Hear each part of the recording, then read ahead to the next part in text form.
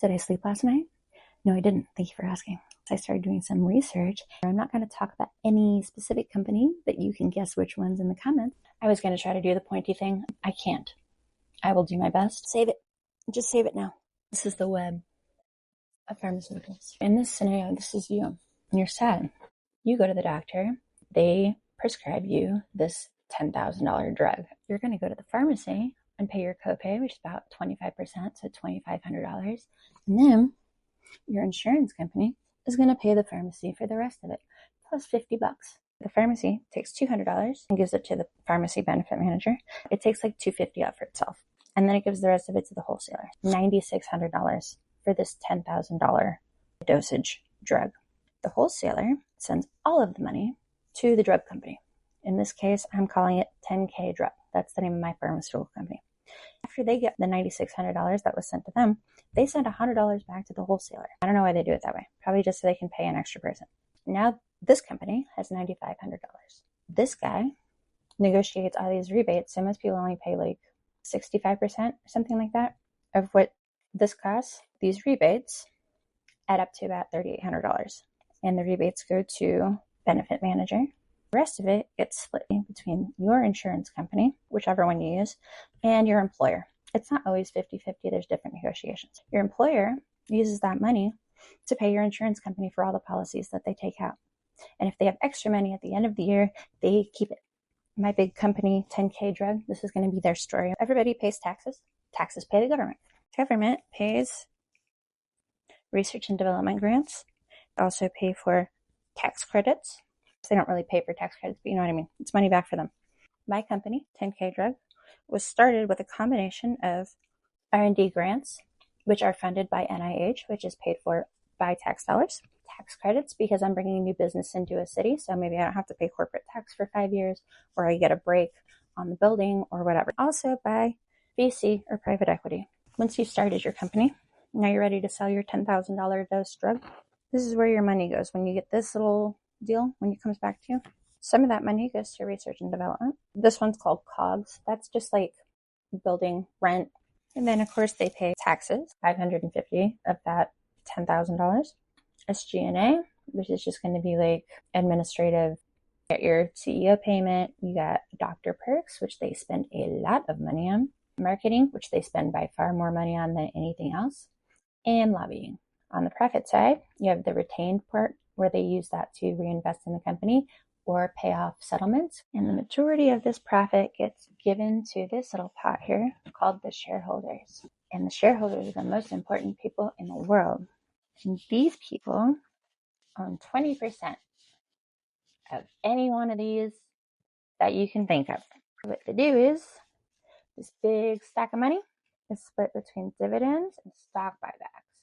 Dividends means they will give back whatever the profit is. And if you and I are the shareholders and there's $10 left over, we will each get $5.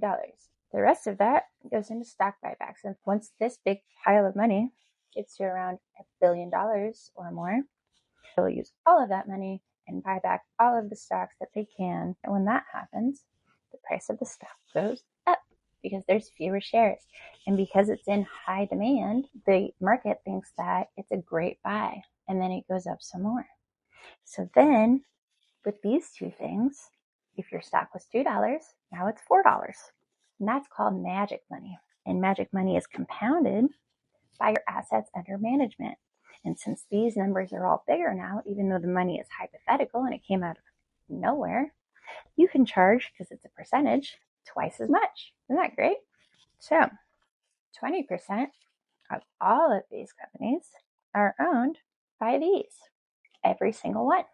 Now the best part is, look at all the arrows. That's who's getting paid in these cases. I had to make 2 different ones for the big 3 because there were so many of them. So there's 1, 2, 3, 4, 5, 6, 7, 8, 9, 10. I got sick of drawing. Look how many arrows there are.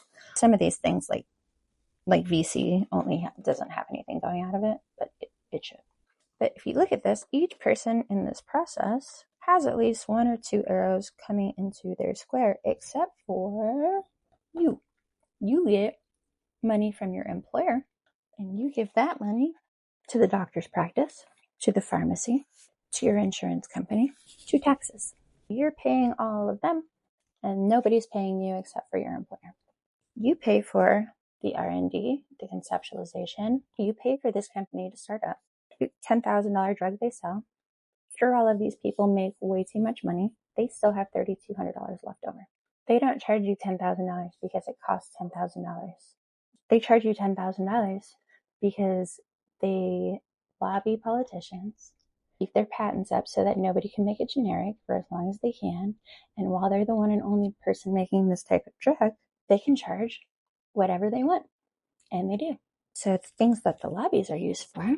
And this is the whole industry. $3.3 billion a year in ads, $9.9 billion in direct-to-consumer money to doctors and practices. Literally just paying to educate doctors and practices. They spend $388 million a year in lobbying and billions in penalties. That's just a line item, cost of doing business. In 2023, the US spent $435 billion on pharmaceuticals, and it was up 11% in 2024. What do these politicians get for doing favors for these lobbyists? Glad you asked. Really great jobs when they're done being congresspeople. They get speaking gigs that are worth $20,000, $30,000 a piece. They get equity and stock options and sometimes property. Vacations paid for, they get all of that. Campaign financing. If you don't go along with them, they will fund against you and run smear ads on you. Use their money to publish favorable research, and they just don't publish the papers that say something bad about their drug. Have a trade association thing where they write all the bills and then coordinate the message so everybody's saying the same thing. Pharmacy companies, largely owned by the big three. Wholesalers, PBMs, insurance companies, doctors' practices, increasingly owned by the big three. Your employer is probably owned by the big three. These VCs and private equity, big three. All these companies, so they're doing this in every single avenue. Hope that made sense. I did 2 more deep dives. Notable people involved with this industry in one way or another until recently. If you want to see them, please do the things, because for some reason you get away with it better if it's a follow-up to something that was successful. Whatever. Bunch of capitalist corporate crap. Anyway, it's Friday. It's been a weird day. Have a great day. Bye.